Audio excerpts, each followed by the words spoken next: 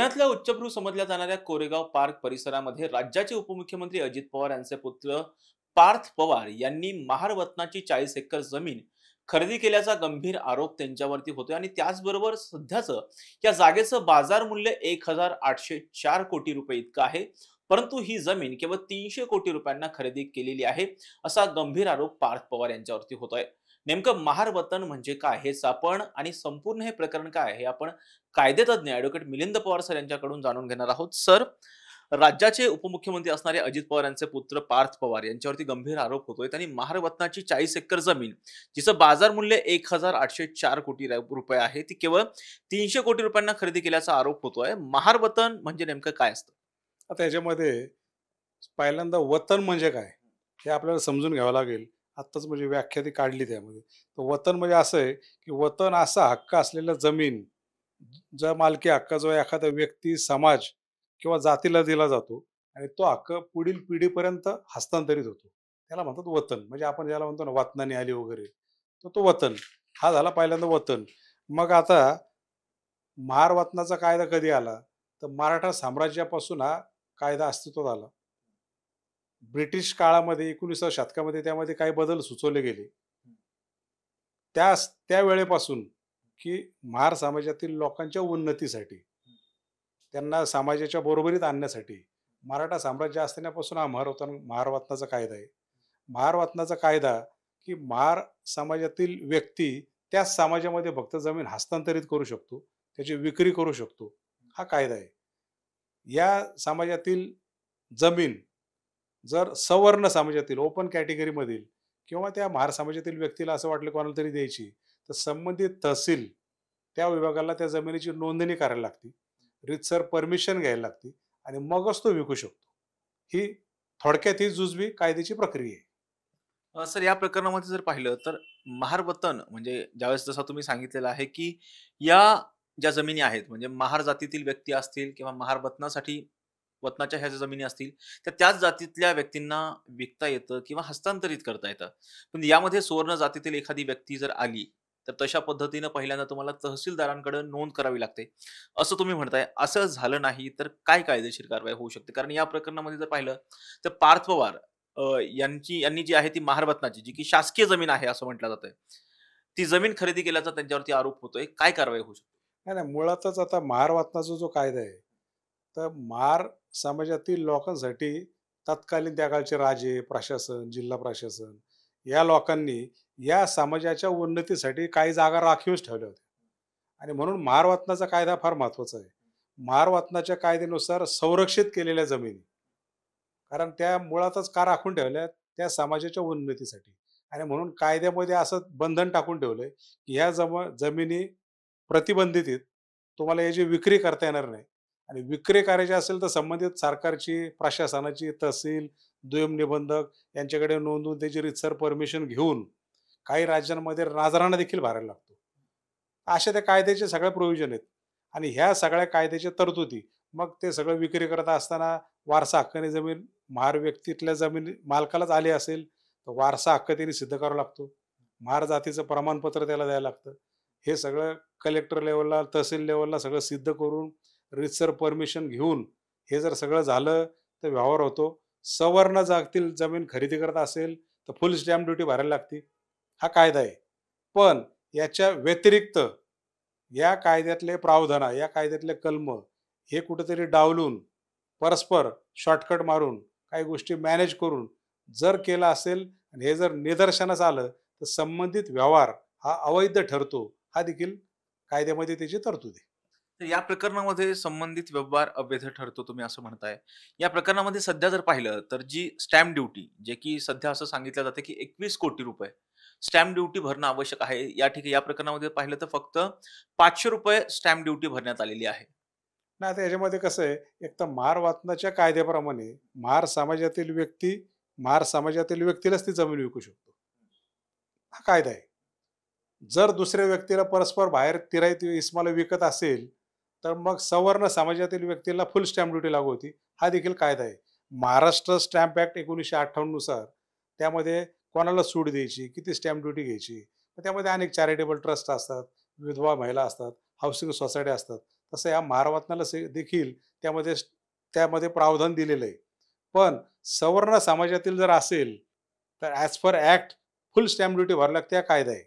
आता याच्यामध्ये आता तुम्ही जे काही प्रकरण सांगताय, यामध्ये जर गव्हर्नमेंटने स्टॅम्प ड्युटी माफ केली असेल, तर ती का केली हे शोधून काढावं लागेल. कुठल्या कारणाखाली त्यांनी कसं बसवलं ते प्रकरण, हे आपल्याला पहिलं बघावं लागेल आणि मगच त्यावर भाष्य करता येईल, असं एक वकील म्हणून मला वाटतं. तर महारत्नाची जी जागा असते म्हणजे ज्या पद्धतीने तुम्ही सांगितलं, की मराठा साम्राज्यामध्ये ही जागा दिली जायची आधी. या प्रकरणामध्ये पाहिलं तर ही जागा शासकीय कामांसाठी वापरता येते, की ही जागा परत तुम्हाला प्रायव्हेटसाठी सुद्धा वापरता येते? कसं असतं हे सगळं? कारण या सध्या ही जागा आहे त्या ठिकाणी केंद्र सरकारचा एक प्रोजेक्ट सध्या सुरू आहे. तिथं बॉटनिकल रिसर्च अशा पद्धतीचा एक प्रोजेक्ट सुरू आहे. नाही, नाही. आता यामध्ये कसं आहे, की मुळात कायदा काय आहे, महार वतन म्हणजे काय, की समाजाच्या उन्नतीसाठी. या समाजातील लोकांनी समाजाच्या बरोबरीने यावं. हे लोक कधी जमिनी घेणार, कधी शेती करणार, समाजाच्या बरोबरीला कधी येतील. हे त्या काळात मराठा साम्राज्यापासून हे जाणलं गेलं आणि त्यांच्या उन्नतीसाठी ह्या जमिनी राखीव ठेवण्यात आला हा कायदा आहे. नंतर तो महार कायदा आहे आला. बरोबर आहे. पण नंतर मग काळानुसार महार समाजातील काही लोक विकायला लागले. बऱ्याच वेळेला आपण बघतो की हे राजकारणी लोक शेवटी तहसीलदार, कलेक्टर, प्रशासन तुम्ही जर पदावर असताल, तर कसे व्यवहार होतात, कशा फटाफटा परमिशन मिळतात, हे वेगळं मला काही सांगायची गरज नाही. हे वेळोवेळी समाजाच्या समोर आलंय. पण एखाद्या व्यक्तीला जर वाटलं, महार समाजातील, की बाबा मला एक चांगलं कस्टमर आहे, मी हे विकू शकतो. ₹100 ची जागा आहे, मला आपले एक ₹60 दे, तुम्ही तुमचं बघा. मग त्यात ते परमिशन घेणं, नजराणा भरणं, स्टॅम्प ड्युटी सगळं तुम्ही तुमचं बघा. असं असेल आणि तसा व्यवहार झाला, तर मिळालेली जमीन ज्या व्यक्तीने घेतली, मग त्या महार समाजातील असेल किंवा सवर्ण असेल, त्याचा वापर कसा करावा? शेवटी आपण रेग्युलर जे व्यवहार बघतो, मग शेतीसाठी करायचा आहे, का तिथं स्कीम उभे करायच्या आहेत, का चॅरिटेबल ट्रस्ट उभे करायचे आहेत, का खेळाचे मैदान करायचे आहेत. जो खरेदी करणार आहे, हा पूर्ण त्याचा अधिकार असतो. शेवटी महार कायदा हा वेगळा आणि खरेदीचा, गहाणखताचा, भाड्याने देण्याचा हे व्यवहार वेगळे. समजा महार जमीन आहे, पण खरेदी खात्याने विकली. ज्याला विकली ते त्यांनी ठरवायचं ना, त्यावर आपण काय करायचं. पण महार जमीन आहे आणि मला तिथं फार मोठं सांस्कृतिक केंद्र उभं करायचं आहे, समाजाच्या उन्नतीसाठी काहीतरी वेगळा प्रोजेक्ट राबवायचा आहे आणि म्हणून मला स्टॅम्प ड्युटी माफ करा किंवा समाजाकरता मला हा प्रोजेक्ट राबवायचा आहे, म्हणून मी जमीन घेतोय. खरेदी खात्यामध्ये असं उल्लेखाचं काही कारण नाही. खरेदी खात्याला फक्त परवानगी लागते, की महार जमीन आहे, हे एकदा सिद्ध झालं, त्या संबंधित व्यक्तीने नोंदणी केली विक्रीसाठी आणि त्याला मंजुरी मिळाली, की घेणाऱ्या व्यक्तीने त्या रीतसर काय असेल ते नजराणा भरला कलेक्टरच्या समोर, की त्याला विकायची परमिशन मिळते. विक्री का घेणारा तो विकत घेतो आणि त्याला जे वाटेल तिथं मग तो आय-टी पार्क करेल, सांस्कृतिक केंद्र करेल, खेळाची मैदानं तयार करतील. हा पूर्ण घेणाऱ्याचा अधिकार आहे. ॲज पर दी ॲक्ट म्हणजे रेग्युलर प्रोसेस. म्हणजे महार कायदा जरी असला, तर संबंधित जमीन ज्याने घेतली, त्याचा वापर त्याने कसा करावा, ह्याच्यामध्ये कुठं असं काही तरतूद नाहीये.